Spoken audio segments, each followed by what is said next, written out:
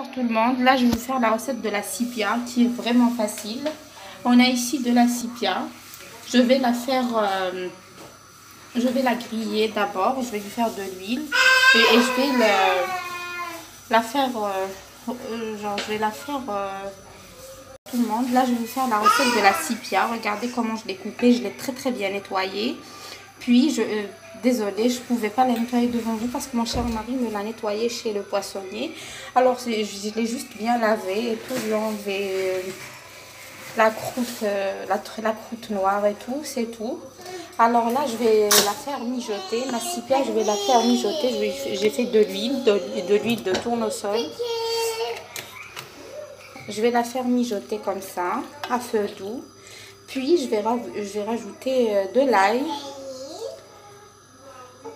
Je vais vous montrer qu'est-ce que je vais rajouter. Ingrédients de ma recette. On a de l'ail râpé, du cumin, on a du poivre rouge, voilà, on a le thym et laurier.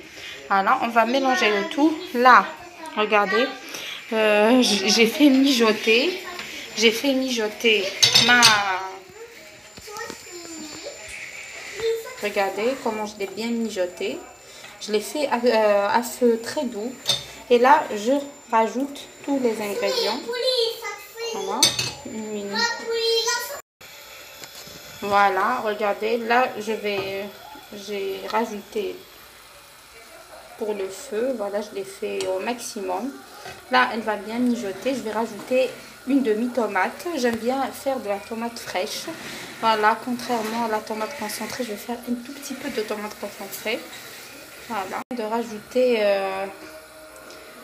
du sel, j'ai oublié le sel, une demi-tomate râpée et genre vraiment un tout petit peu de tomate concentrée. Je vous dis, moi je préfère naturel.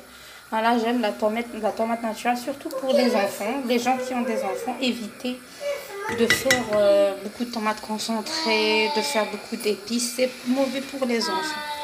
Vraiment, il faut éviter. Il faut manger bio. Et c'est super bon. Essayez, vous allez voir. C'est super bon. Et là, moi, j'ai même pas mis de l'eau. Voilà. Je vais la laisser mijoter comme ça à feu doux. Voilà. Jusqu'à ce que ma sepia commence voilà, commence à cuire. Puis je vais rajouter de l'eau doucement, genre au fur et à mesure. Je vais vous montrer en tous les cas les détails. Voilà, puis là on va la fermer, on va fermer notre casserole. Voilà, on va faire le couvercle et on va la laisser à feu doux. Voilà, cuire.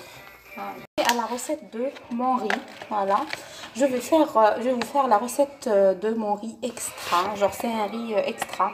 Quand vous allez le faire, vous n'allez plus faire un autre riz. De mon riz, voilà, pour accompagner la sepia. Il faut savoir que la sepia, il faut toujours l'accompagner avec le riz.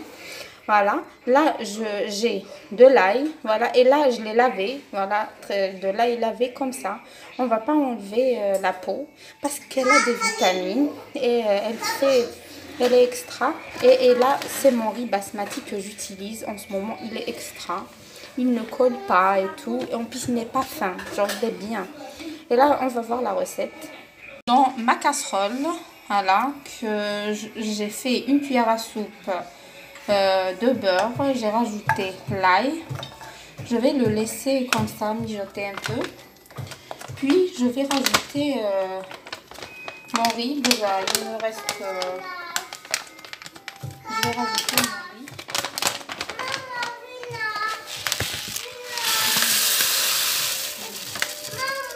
Voilà. Je vais le faire. On va mélanger le tout. Je vais rajouter du sel. Et c'est tout. Et de l'eau. Là, je vais faire 2 verres d'eau. Puis, je vais voir. Genre, au fur et à mesure, on va voir.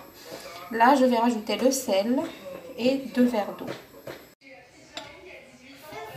Voilà ma sepia. Elle est enfin prête. Regardez le résultat. Elle est extra. Regardez, même l'épaisseur. Même la couleur, elle est orange. Elle est extra, essayez-la. Elle est superbe. Et là, on va passer au riz. Je vous assure que c'est un riz extra. Vous n'allez plus jamais faire un autre riz à part celui-là. Regardez. Trop bien. Et là, je vais vous faire